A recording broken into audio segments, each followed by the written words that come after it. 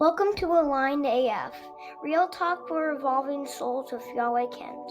Join Yahweh for honest conversations on spiritual growth, the messiness of life, and how to move through it all at a higher frequency.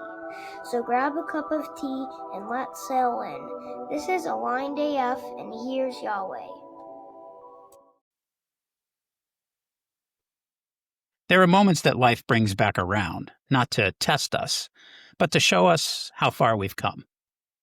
Sometimes healing doesn't announce itself with bright lights and choirs of angels. Sometimes it arrives quietly, disguised as a conversation you never imagined you'd have. Today is one of those moments for me. There are those that spend their lives battling, some in foreign lands with weapons and casualties, others within, and all that comes with it. And while it's never an easy task, it's a fight that can be navigated with the right tools and the right people in your life. Today's episode is one of those examples. Join us for The Warrior's Awakening, Service, Sobriety, and Purpose with Paul Rossi. Hey, everybody. Welcome back to Aligned AF, Real Talk for the Evolving Soul.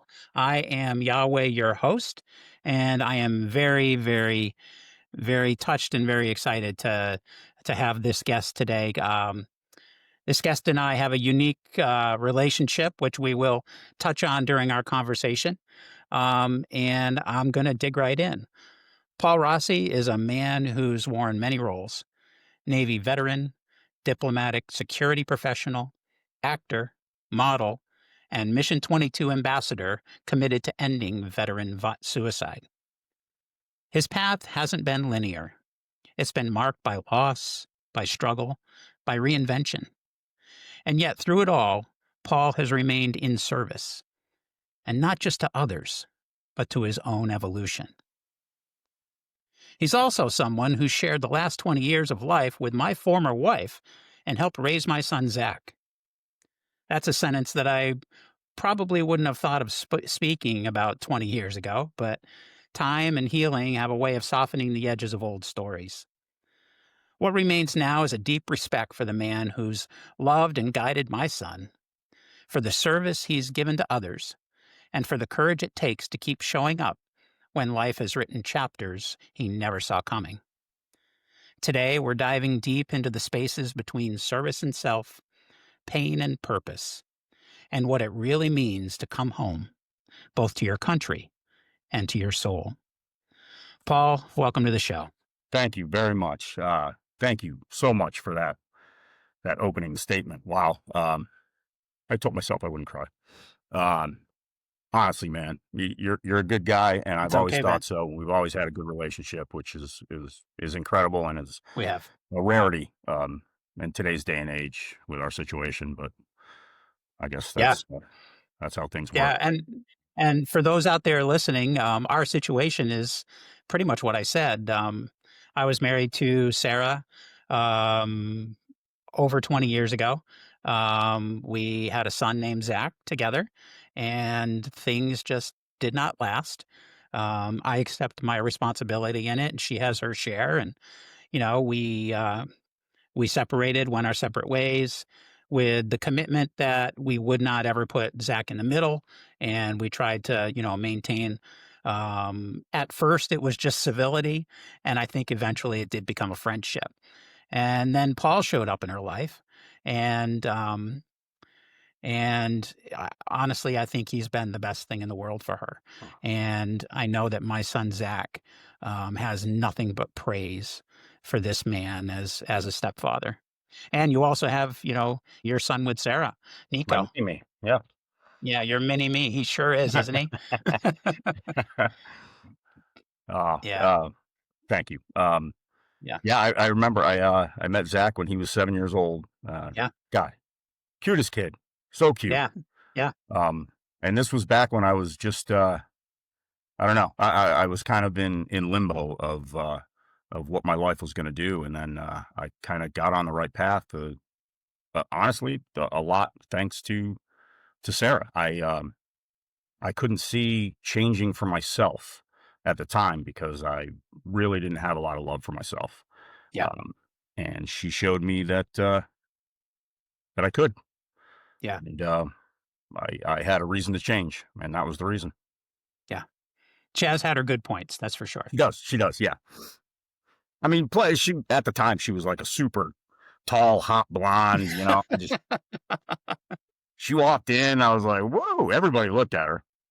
I didn't even want to go out that night. I wanted I to be home. I was miserable. I was like all in Johnny Cash, black. Didn't want to have anyone talk to me, and I think I was watching sports or something on the TV in the bar, and everybody kind of looked at her, and somehow, I don't know, kismet, fate, she came walking up to me.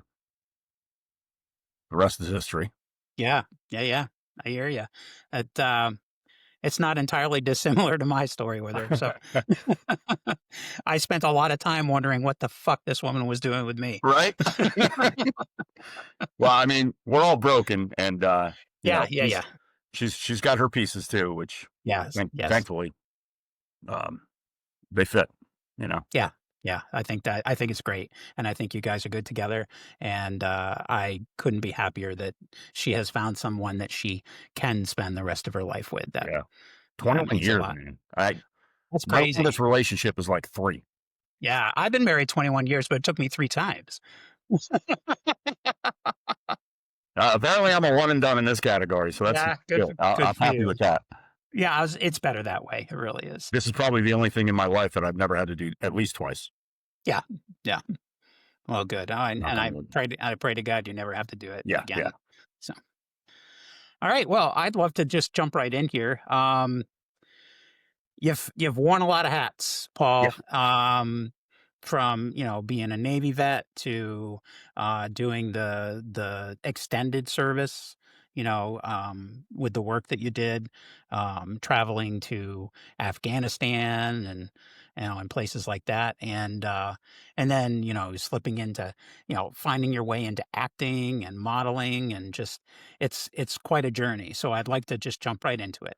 Right on. Um, Starting out with kind of looking at how you find peace in the spaces where life kind of intertwines. So, when you look back on the path that brought you here, from Navy life to family life to advocacy to acting, what thread started to like stand out the most for you?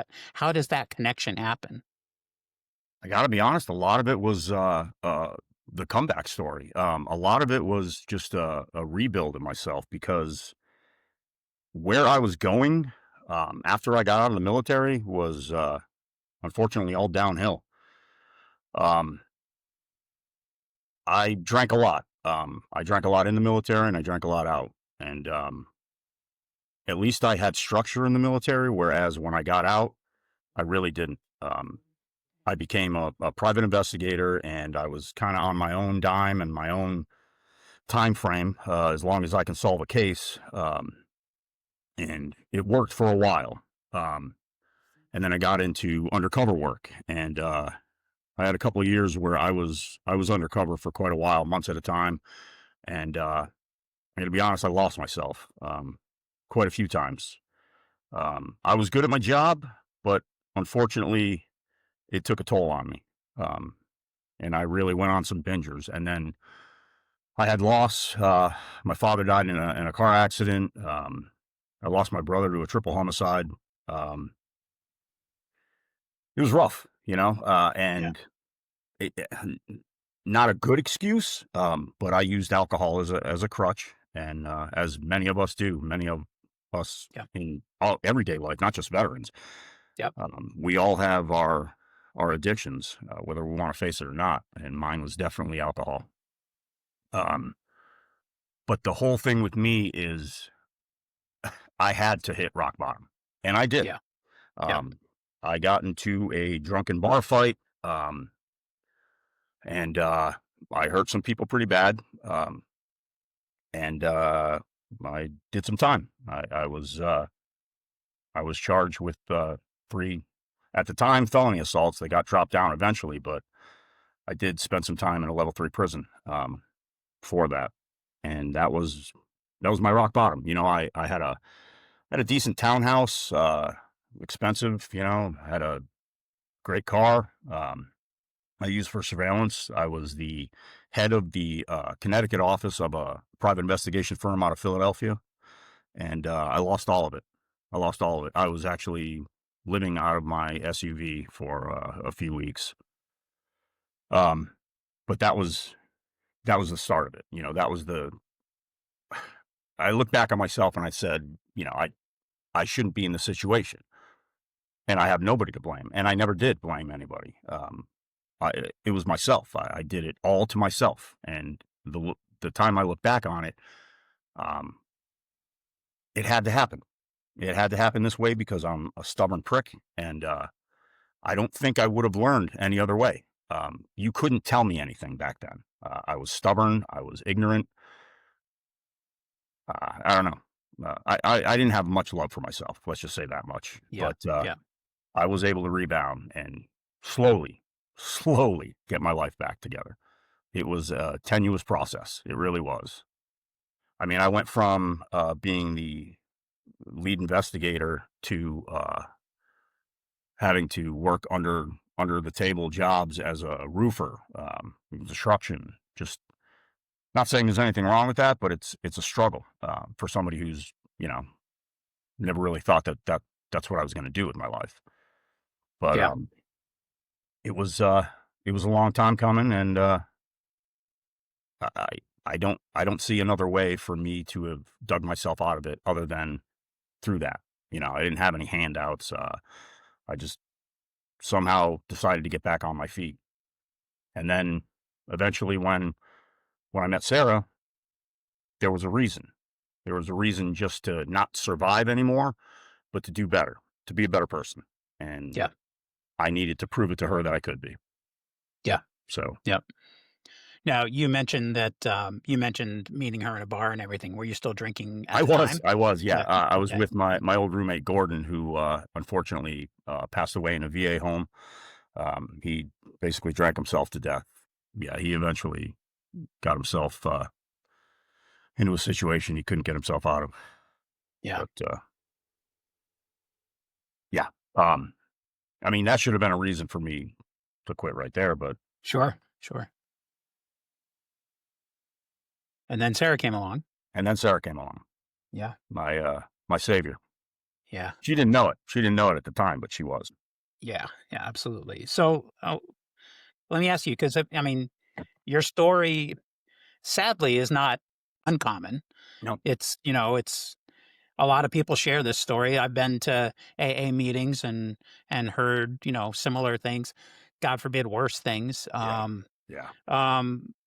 How does one find their way to finding that self-worth where you say, I have value and I actually deserve to be with this woman, or I deserve to have a family, or I deserve to be a father? A lot of it is self reflection, and then realizing I've seen some bad things in life, some really Yeah. bad things, um, and reflecting upon those and kind of putting myself up against it. I measure myself sometimes as well. At least it's not that bad. It could be worse.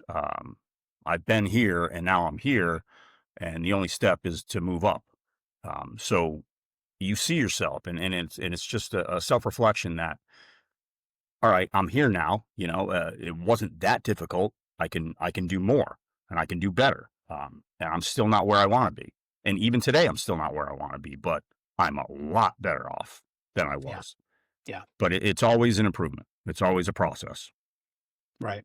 Now, did you have any kind of a support system outside of Oh yeah. yourself and Oh yeah. your own? Yeah. Yeah. Yeah. I mean, just like you said, I went through through AA and everything like that. Um, but I had a lot of veteran friends who actually dealt with the same process, and a lot of them, unfortunately, um, they lost the battle. um, but I had my family. I had a lot of friends, and I still do. And they were of great support to me. I didn't see it at the time, but looking back on it, who knows? Who knows where I could have slipped and, you know, went back down that road, and I Yeah. was able to maintain. Yeah. Sometimes we don't realize how important just a simple conversation is with somebody outside of Absolutely, ourselves, and until years later where we go, I think that might have saved my ass, just that one moment. absolutely, Yeah. absolutely. And you touch on that.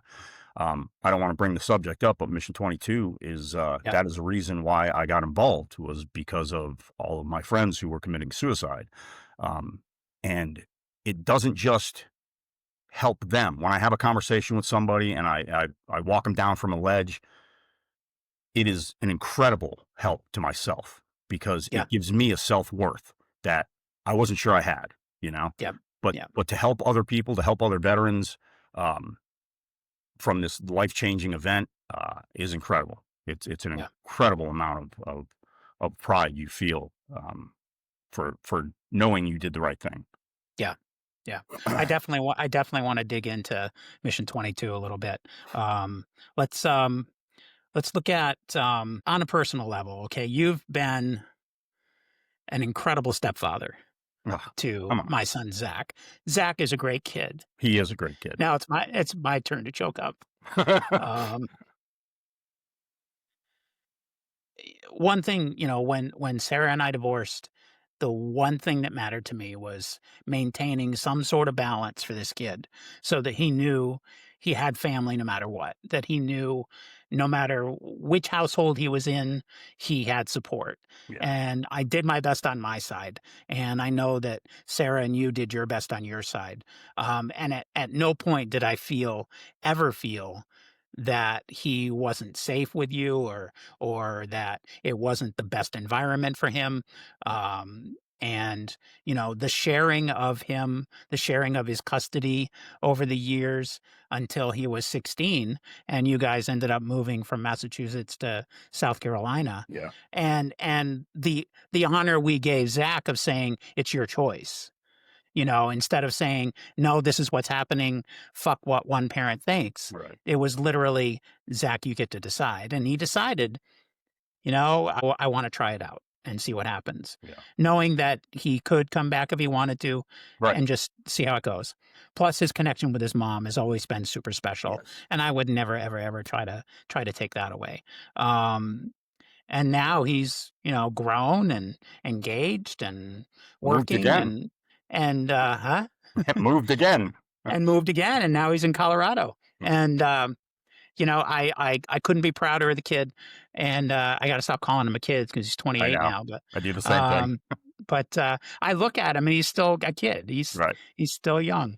Um, but he's responsible. He pays his fucking bills. He you know he keeps his job. He's a hard He worker. Yeah. maintains a household. He is. And the thing above it all is he's a fucking good human being. Right. I've never, ever, ever heard him say anything bad about anybody. Yep. I mean, he'll joke and he'll fuck around and stuff like that. And I know he's got opinions, but he is sincerely one of the most kind human beings. He will do absolutely anything for you and not bitch about it, and he just does it. Yep. And when he worked at Unity Village where I worked, Yep. everybody used to come up to me and say what an incredible kid he was, and how kind he was and how helpful he was. And fuck, Paul, part of that's because of you. Oh, okay. Okay. Part of that's because you were there to be a role model of what a man should do. But you brought him up. He was 7 when I met him, and he had already been instilled with those good feelings and those good beliefs, and you can't take that away from a kid. Yeah. He's just a great human being. And Nico is the same way. These two are just great kids. Yeah. Yeah. But Yeah. Zach Yeah. is Yeah. just an incredible human being. Well, He really is. I appreciate we can stroke each other's egos all Yeah, day yeah, on that one. We'll both take responsibility for that. But I just want the world to know how I sincerely value your role in his life. So I thank you appreciate for that. that. Yeah, I Yeah. appreciate you too, man. Um, I So think it how do helps you? with the kids though, being a protector. I mean, it's It does. instilled in me just like my father was, you know, it that it's almost second nature. And when it looks like it's being a good person, that's fine. Yeah, I'll take it. But it's more of just being a protector, you know. And Yep. as a Yep. father, that's what you do. That's what you do Yep. to your kids, you know. Yep. And So and that actually leads into my next question because I was going to ask you, how do you navigate being both a protector and a nurturer when you've been in some of the worst situations in the world that any human being could possibly be in as a protector, but then you're home and you have to be a nurturer as well. How does that connect? I think even more so. You're instilled with that belief and you practice it on a daily basis to be a protector. Coming home, nurturing is just another form of protection. You know, you're whether it's positive reinforcement, negative reinforcement, you're still being that protector. You're still providing that. I mean, I hate to say a service, but it's a Yeah. service in my job, but it's hard not to take that personal, you know? Yeah. When you see things that are just life changing, just, you know, other worlds, third world countries that some people just can't fathom until they've actually seen it for their eyes. You come home and you realize how good you have it. You really do. And you want to do the best you can for your family. Um, Yep. because you've seen what other areas of the world do. Yeah. Yep. So What it's honestly it's just second nature. So with that in mind, there you have to find a place of grace in your heart for yourself. How do you come out of situations like you've been in and give yourself the grace to know, yes, I do have the ability to be kind and nurturing for my own children at home. Uh, Most veterans would say it just gives you a dark sense of humor, which it absolutely 100% does. So you laugh it off. Um, if you don't make light of it, it'll tear you up. So that's where I have formed a great sense of humor, whether it be whether it be morbid or dark. You have to separate yourself from those two worlds. When I'm on deployment, I'm a different person. When I come back, I'm dad. You know, Yep. I'm Paul the actor, Right. Paul the husband. Right. When I'm away, I'm Paul the supervisor, Paul the shift leader, Paul the contractor, whatever. Yeah. Um, I mean, I'm still the same person, but there's a different side of me that switch clicks, Yeah. um, and I'm, I guess, more intense about situations Yeah. than when I'm home. Well, I think you Although kind of have to be depending on the situation. you do, and a lot of Yeah. times those two lives flow into each other, and sometimes it's not a good thing. I'm still a work in progress, you know, and I think we all are. Yeah, I think you're right. I can't imagine. I mean, everybody out there deals with who they are at work, who they are at home, who they are amongst their friends, but not necessarily to the degree that you do, or that somebody who lives a similar life would because you're dealing with extremes. True. And so I think, you know, I don't know the situation. I don't need to know the situation, but God damn it, you deserve some fucking grace because of what you do. And since you brought up the contracting, um, can you tell us a little bit? I know you can't get into a lot of detail, but can you give us a rough idea of what it is you do as far as the contracting is Yeah. concerned? Yeah. I could go back to other contracts that I've had. I've had a few contracts, um, but other contracts that I've had, I was with Department of Defense, um, basically doing security for a base, a forward operating base um, in southern Afghanistan. It was uh, it was kind of one of the first high paying jobs that I guess I've had. Um, you know, pretty good without having a doctorate degree or anything, but it paid the bills. It just, it sucked being away. I was away quite a bit, mostly the entire year for that one. But it was basically, that one was dealing with the Taliban, um, back in the day. Uh, we had some attacks. We lost a few people. I actually lost a couple more, with suicide, unfortunately, from some of the things that they've seen and some of the things that they dealt with when they got home. Um, but without saying too much, we were basically just defending an area. Yeah. Whereas with diplomatic security, I worked for Department of State. We were at the consulate in Erbil, Kurdistan. That was actually a really decent contract. We were supporting the Kurds, um, training them how to do protective services, so that in time we can leave and basically leave them on their own to defend themselves against those foreign entities. But it was like a whole neighborhood that the government had a contract with and became a compound, and we put the consulate there, and it was actually pretty cool. There was a lot of good people. We had a lot of great relationships with the Kurdish people, and I loved every minute that I was there. But you find other contracts that pay and pay more, and you want to do what's best for your family. So Yeah.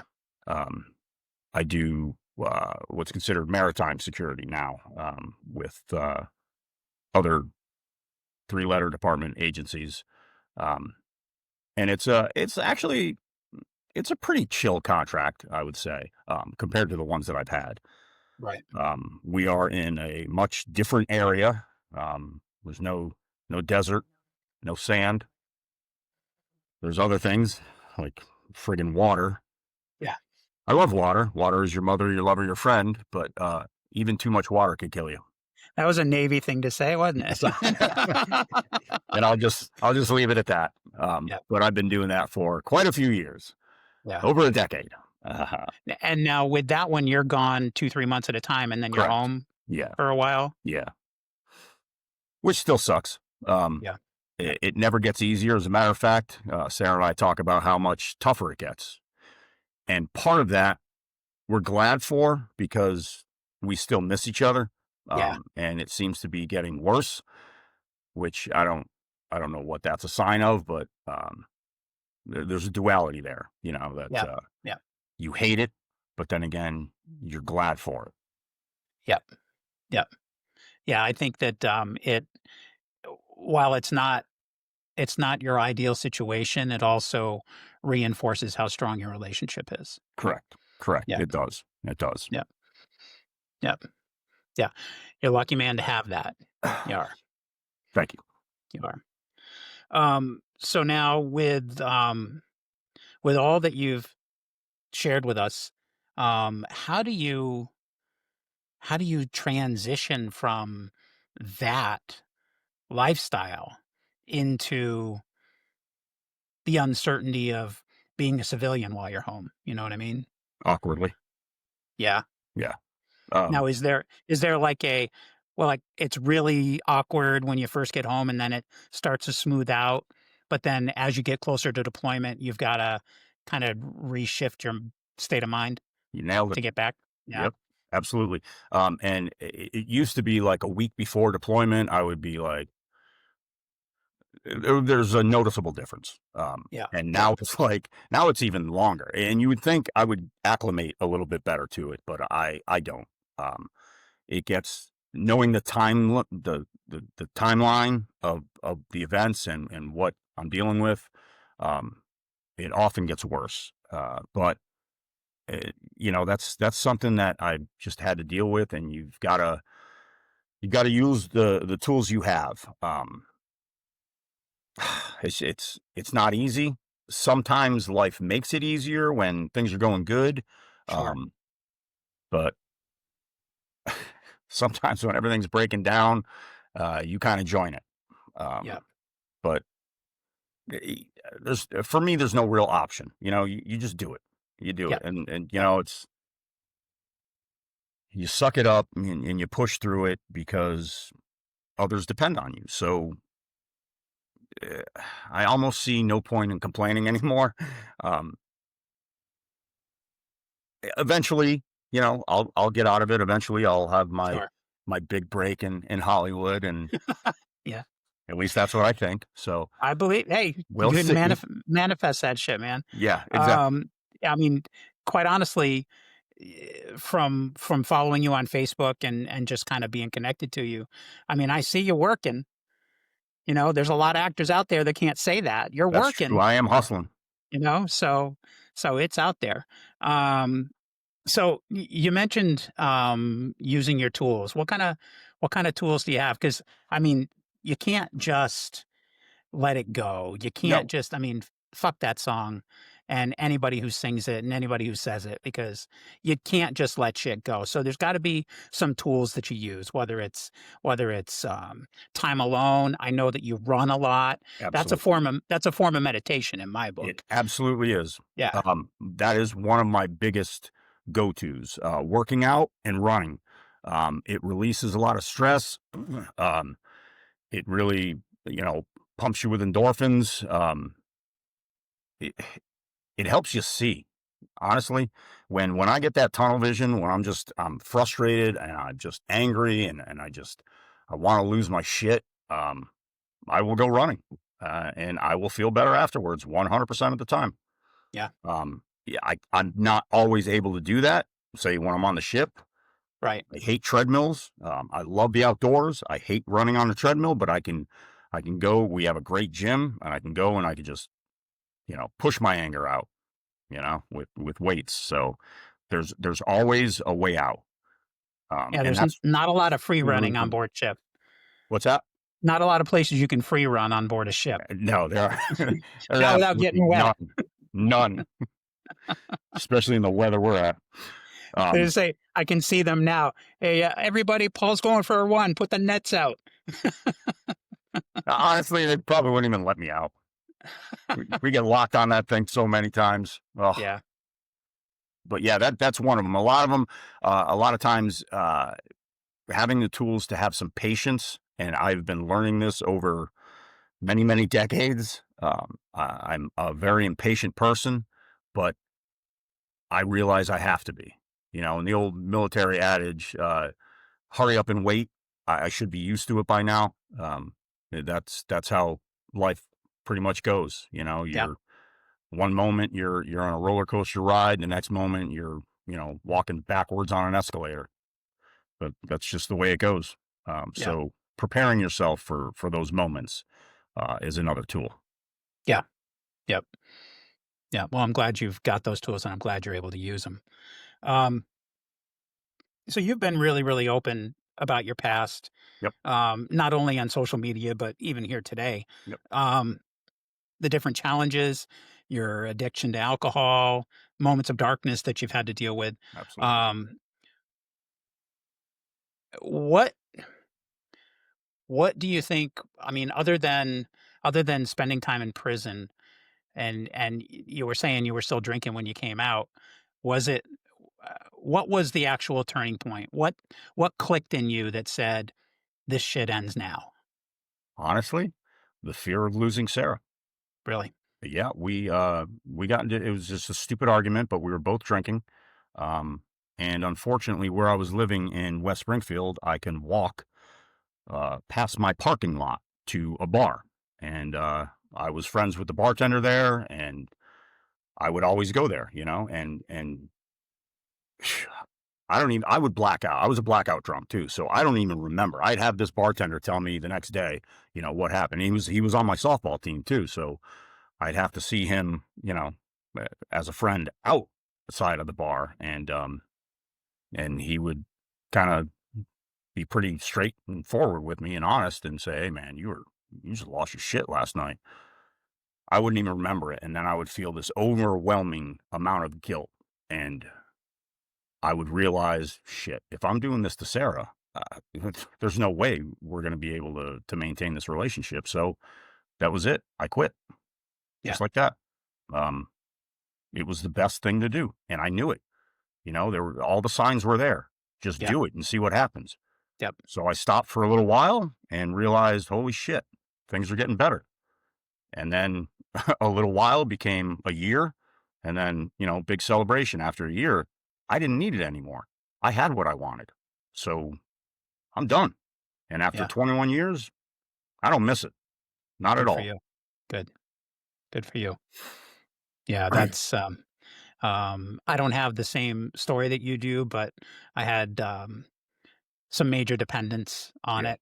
And so for me it's been 5, and Congrats. I don't miss it either, man. Nope. I don't miss it at all. Good for you, man. Uh Matter of fact, I get a whiff of it and I'm just like, "Oh, Yeah. dude, what was I thinking?" I remember how much I used to love bourbon Yep. and just sit there with a glass neat and just work it. And now I even I see somebody like drinking it on a show or in a movie, and I can Gag remember the reflex. taste. I remember the taste, and I'm like, I don't miss that anymore. Yeah, it's a good feeling to get Yeah. past that. Yeah. It is, and I know that it's not that easy for a lot of people.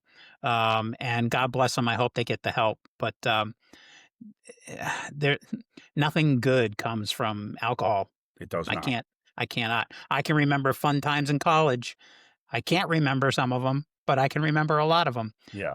But it's not worth it. Yeah. It's really Those not. those good times don't outweigh the bad times No, and the and the lost shit that you do to days. your and the shit you do to your body and you don't Oh, even yeah. realize it. Yeah. I mean, Absolutely. I ended up paying for some of Yeah, that. you So, did. That's yeah, right. I did. So, Yep. so you talk about how sobriety was kind of the key to keeping your relationship, but how did that change your relationship with yourself? I could look at myself. Um, I can look at myself clearly and not have to mask it, because when I looked at myself, I wouldn't take it all in because I didn't want to. Yeah. Um, I wasn't impressed with myself at all, by far. And this recalls a memory too when I was still in the Navy, and I was drinking pretty heavily. I had a roommate, a good friend of mine, Tony, um, one of my best friends to this day. We were living together in Maryland, and he came home one night, and I was drinking my normal. I'd usually polish off a bottle of Johnny Walker before I even went out. Um, and this night I decided to stay in, and I punched every mirror in our apartment. I was just sick of looking at myself, and Tony was just like, "Man, something's got to happen, bro. You got to do something. That's insane." Um, but yeah, that reminded me. I just could not look at myself. I was disgusted with myself, yet I continued to drink. And it Yeah. wasn't until I quit drinking that I realized I could actually look at myself. Not exactly excited about what I saw, but I was able to look at it myself, a clean look, and I don't just mean physically. Um, I, I I took it in. I mentally took it in and realized, Christ, I look a lot older. Alcohol ages you, Yeah.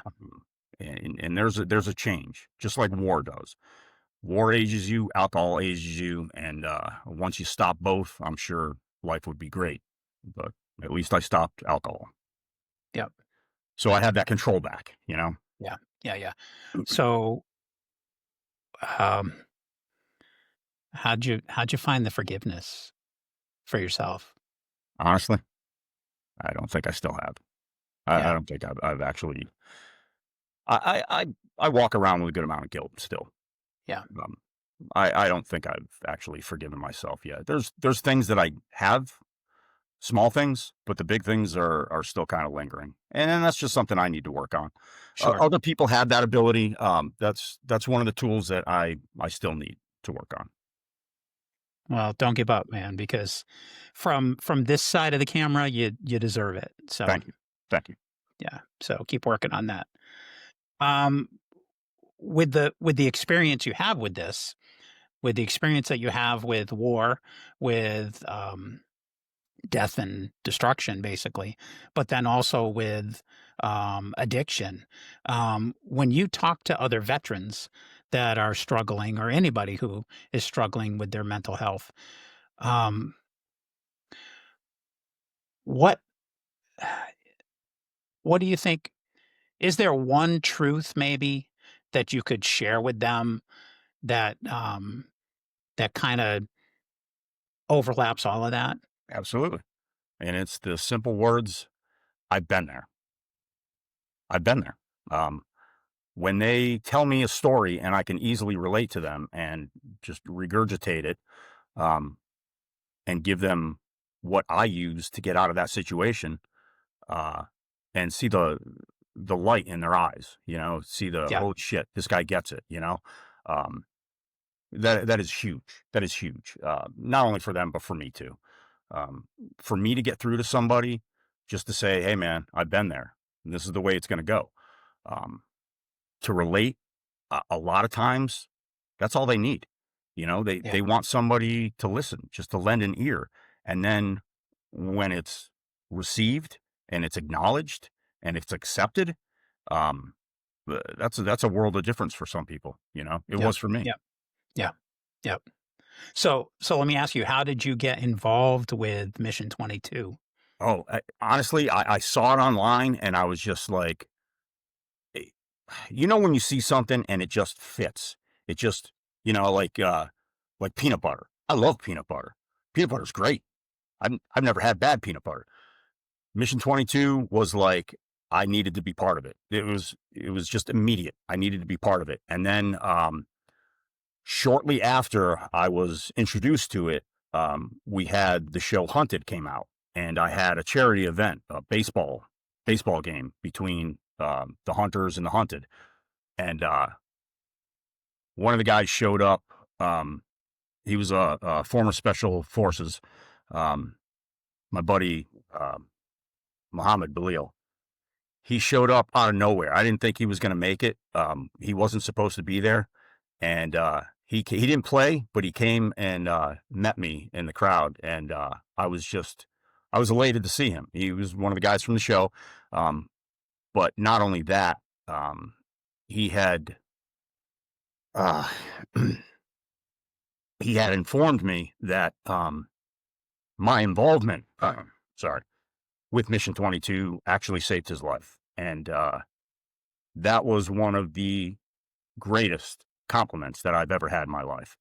Um, I didn't know it. I didn't know I had that, that kind of effect on him, but he was going through a dark time, and he came and hugged me and told me that, and I melted. Yeah, I thought, holy shit, just being who I was, coming out of this tunnel and able to help someone else like that who I admired incredibly. Um, I thought this guy has all of his shit together. He's an author. The guy's brilliant. He's written, I think, 5 books. Um, but just to hear him say that to me, God, you don't understand how the power that has, and the reality of I'm on the right track. Yeah, yeah, I am where I'm supposed to be, yep, and very few people can actually say that in life. yeah, yep. So what for the listeners, what exactly is Mission 22? Mission 22 is a nonprofit organization that helps veterans and veterans' families through things such as PTSD, traumatic brain injury, even military sexual abuse now. They have a lot of programs for veterans. There's like a recovery and resiliency program. It's like a comprehensive, holistic program that Mission 22 uses, nutrition, fitness, mental health.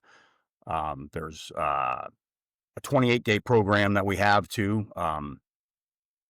They're just all these things that veterans have at their disposal that are free. Um, and the more we can spread the awareness, because that's honestly what Mission 22 wants to do, is just have the awareness. And the 22, I'm sure you know, but for the fans, the Mission 22, the 22 stands for every day on average, 22 veterans take their own lives. And that rings pretty deep with me. Yeah. Because I've got several friends who have. Yeah. So I've been ambassador since 2017. Yeah. Yep. And so what's your role as an ambassador? We basically put on events, go to events, talk to people, let them know. You're basically spreading the awareness. But it seems like every event I find someone who is searching and is in need for just someone to lend an ear. And that's my big takeaway. Every time I go, I find someone that needs to be talked to or needs to be heard. And if that's all it takes, one person, I will go to every event I possibly can. Yeah. And is this found at mission22.com? Mission22.com or mission22.org. Okay. All right. Yep. Good. You can look it up, grab the website. There's contacts, and it shows everything that we do, and how you can support it and become a member. Yeah. So with your involvement with the veterans, and I'm sure you've had many, many, many conversations with them, how do you balance the emotional weight of their stories and your advocacy work with your own self-care? Yeah, I never really thought of it as having to balance it. I think it's just become part of me. So it's, it's who I am, you know. I mean, Yeah. I It's could be a not what you mean son of do. a It's bitch, not but what you do. It's who you are. exactly. Yeah. And not having to think about it, not having to balance it like that, per se. It's just become part of me, you know. It's just something that I want to be part of, and I want to help people do, you know. Yeah.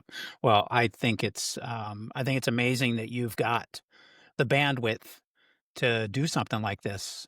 Having been through what you've been through.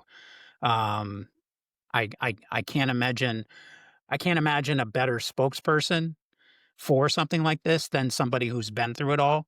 But the part of me, the civilian who is this entity, can't even begin to understand how you can even be a part of that conversation without it just destroying you. I think the simple fact is that, like I said, when I talk to someone or when I listen to someone and get that, you know, that cohesion, that they obviously know I've been there. I Yeah. get it. Yeah. When I help somebody like that, it helps me tenfold. It Yeah. honestly does. To know that I've done something good with the bad shit that happened to me, Yeah. and help someone else. Yeah. What more can you ask for? You know? Yeah, because they can see that it's possible at that point. Absolutely. Yeah, it would do no good to talk to somebody like me because I haven't been there. I mean, we've all Maybe it would had. do a little good, but not the same impact that it would have when you know But that we've all person had has trauma. been. You Yeah. know, we've all been through trauma, and that's all it is. Yeah. Breaking it down, it's just there's different idiosyncrasies when it comes to the veterans where it does to the civilians. You know, Yeah. but we've still trauma's trauma, man, and we're all humans. It's a really good point. That's a really good point. So a lot of heavy conversation. How this guy who's been in the Navy, who's been in prison, who's been in war zones, who has been through sobriety. How the fuck do you become an actor? I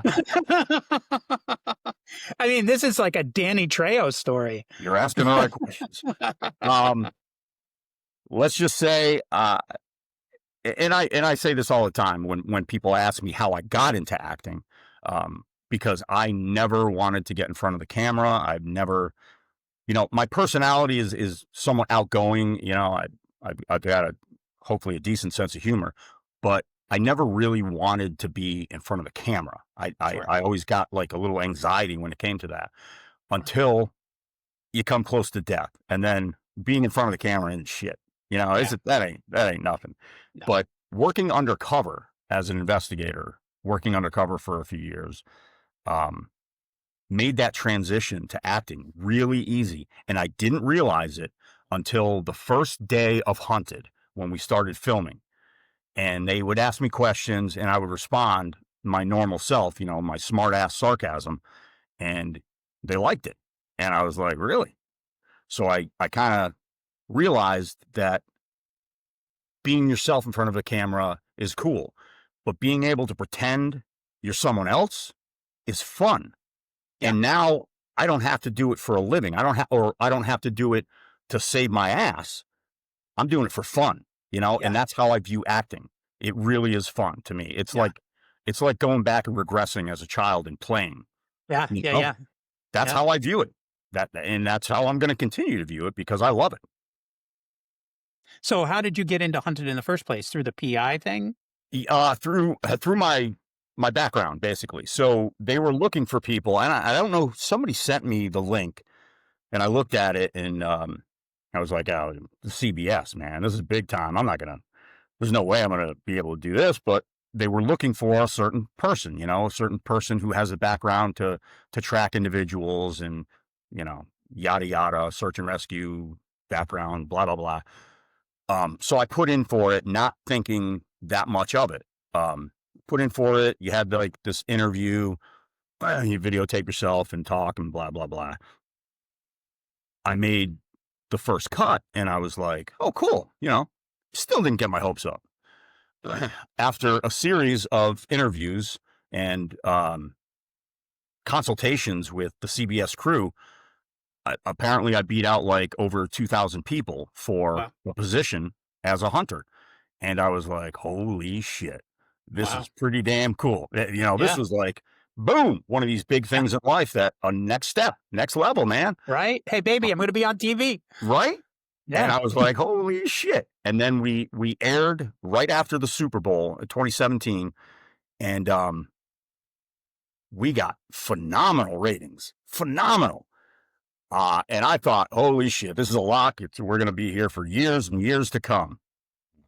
Well, after one season, they canceled, but that was my 15 minutes, as Andy Warhol would say. But it was fun, and I got hooked. I got hooked the first day, having that camera on and being with these like-minded people who I became really good friends with. Sure. So much fun. And to pay us? Are you kidding me? Right. You pay to play, man. Yeah. Let me do that for the rest of my life. Yeah, that's cool. So now you've done the Hunted series. You've done a bunch of roles in some movies. I don't want to say low budget because that gives it a kind of a negative connotation. Independent films. Independent films. There you go. That's the word I was looking for. Yep. You've played serial killers and mobsters and Russian tough guys. Absolutely. And I watch you on social media. You're posting another interview, booked it, and I think it's great. It's fun to follow you. It really is. And then I get the joy of like watching some of the clips that you post and things like that. And there's that part of me that goes, it's fucking Paul. I can't wrap my head around this. How do you think I feel? That's awesome. I think it's great. Fun. It's a lot of fun. Yeah. Now, do you feel that this is probably an obvious answer, but how do you feel your past has helped you in some of the roles that you've played? Oh, immensely. The fact that I have been in so many highs and lows of my life and so relatable to every person, the addict, the proud guy, the police officer, you name it. Everything is just easily relatable now because of what I went through. I mean, it still takes a lot of work. to get in a role and really want to do well at it. But it's a lot easier for me knowing that I've lived it, so I can use those experiences for this character. Right. It's not, it doesn't have to be forced, you know? Yeah. So it makes it a lot easier to do it that way. And then I can have more fun with the role. Yeah. So the acting gig is very, very different than the contractor gig, Oh, yeah. obviously. Yeah. Eh, Well, not so really, because I act like I like it when I'm out sometimes, okay, there you and I go. don't. Yeah. Yeah. Yeah, yeah. So I guess my question is,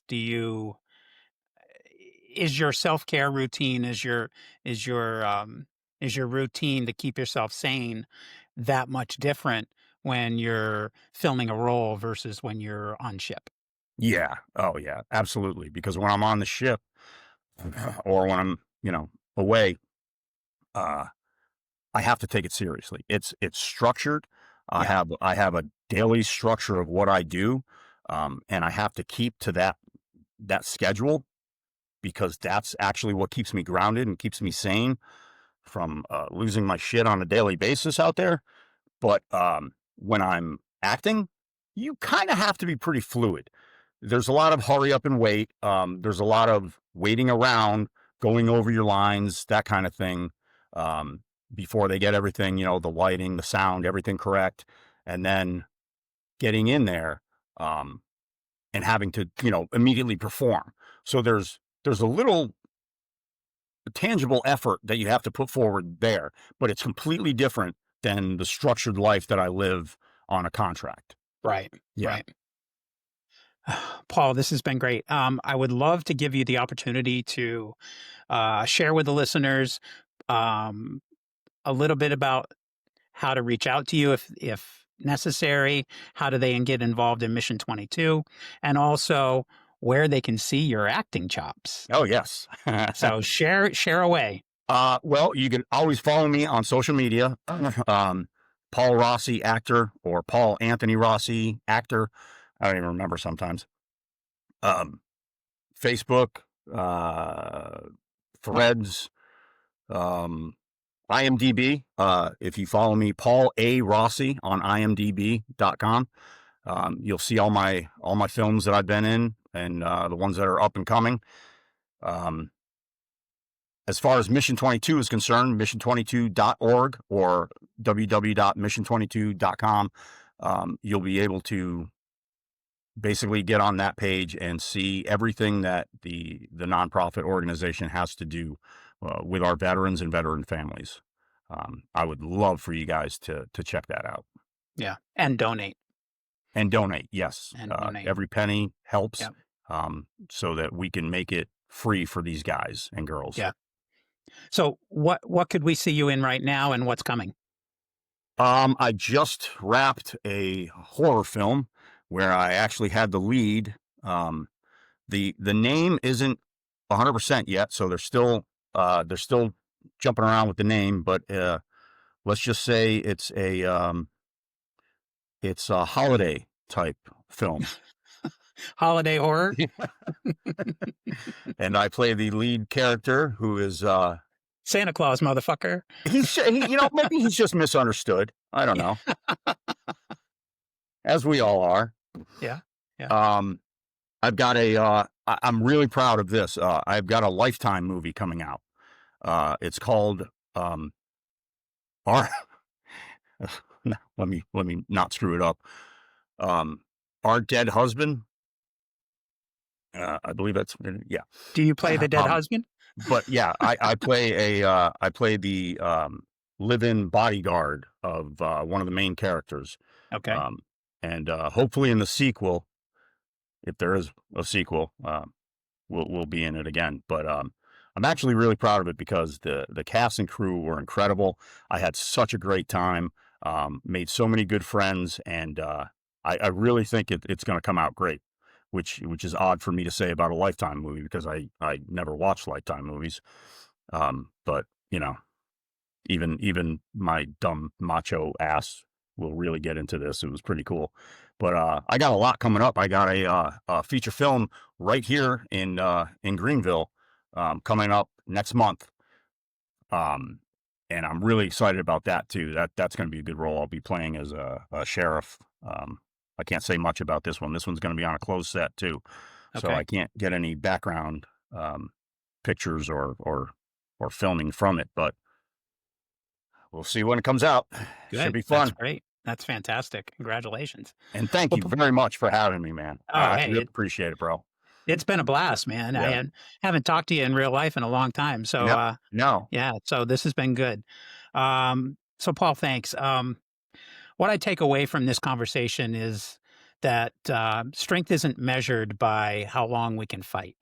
It's revealed in how deeply we can heal. Now, Paul's journey reminds me that every mission, no matter how far it takes us from home, eventually circles back to one question: who am I and who I want to be? Who do I want to be? And maybe that's what real alignment looks like. Not perfection, not constant peace, but the courage to keep choosing life, keep choosing love and service in all its forms. So, to every veteran out there listening, to every family carrying the weight of invisible battles, please know that you're not alone. Healing is possible, connection is possible, and there is help. If today's conversation moved you, I invite you to visit mission22.com or mission22.org. Support their work, share their message, or simply take a moment to reach out to someone who might need to hear that they still matter. Because that one act of caring, that one message, could be the thing that brings someone home. So remember, whatever you're navigating, as long as you're showing up, you're getting closer to aligned AF every single day. Well, thanks for hanging out with me today. If this episode spoke to you at all, share it with a friend or someone who needs it. You can also leave a review or connect with me online. You can find Aligned AF on YouTube, Facebook, your favorite podcast channel, or at alignedaf.org. And if you want to reach out directly, you can email me at alignedafpodcast@gmail.com. So until next time, stay aligned AF.